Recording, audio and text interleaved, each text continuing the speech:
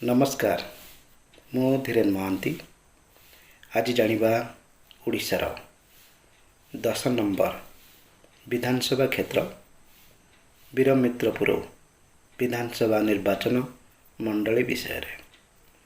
बीरमित्रपुर विधानसभा निर्वाचन मंडलीटी सुंदरगढ़ लोकसभा निर्वाचन मंडली अधीन रे आसुची। बीरमित्रपुर पौर परिषद कुआनमुंडा ब्लॉक नुआगाँ ब्लॉक एवं बिश्रा ब्लॉक रो किछि अंचल को नहीं गठित बीरमित्रपुर विधानसभा निर्वाचन मंडली। बीरमित्रपुर विधानसभा निर्वाचन मंडलटी शेड्यूल ट्राइब पर संरक्षित। बीरमित्रपुर विधानसभा निर्वाचन मंडल टोटाल वोटर 2,10,077। वर्तमान बीरमित्रपुर विधानसभा निर्वाचन मंडलीर विधायक अछंती विजु जनता दलर रोहित जोसेफ तिर्की।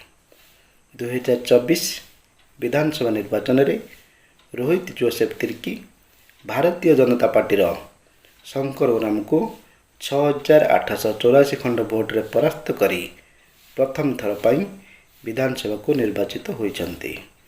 निर्वाचन पूर्व रोहित जोसेफ तिर्की कांग्रेस छाड़ी विजु जनता दल रे जोग देइतिले।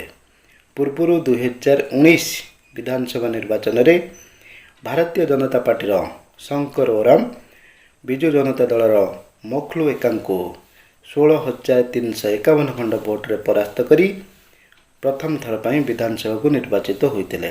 बीरमित्रपुर विधानसभा निर्वाचन मंडलटी 1974 मसीह स्थापित होइतिला।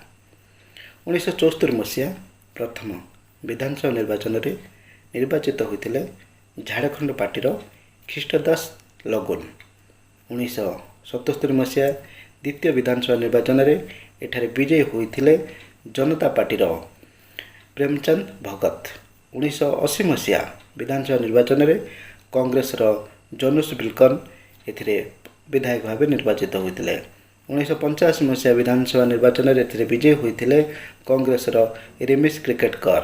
1990 मसीहा विधानसभा निर्वाचन रे जनता पार्टीर सत्यनारायण प्रधान एठारे विजय लाभ करथिले। 1995 मसीहा विधानसभा निर्वाचन रे एही आसनटी झारखंड मुक्ति मोर्चा हाथ को जाइतिला। झारखंड मुक्ति मोर्चार जज तिर्की प्रथम थर पाई विधानसभा को निर्वाचित होइतिले। 2000 मसीहा विधानसभा निर्वाचन रे जज तिर्की द्वितीय थर पाई झारखंड मुक्ति मोर्चार एठारे विधायक भाव निर्वाचित होइतिले। 2004 मसीहा रे एही आसन ले झारखंड मुक्ति मोर्चार निहार सोरेन प्रथम थर पाई विधानसभा को निर्वाचित होइतिले।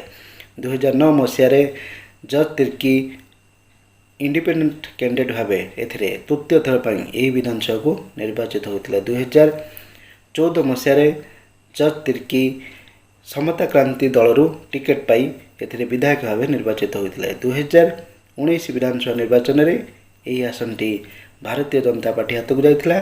भारतीय जनता पार्टीर शंकर ओराम विजु जनता दलर मखलू एकां को परास्त करी विजयी होइतिले एवं 2024 विधानसभा निर्वाचन रे विजु जनता दलर रोहित जोसेफ तिर्की भारतीय जनता पार्टीर शंकर ओराम को परास्त करी प्रथम थर पाई विधानसभा को निर्वाचित होइछंती। नमस्कार।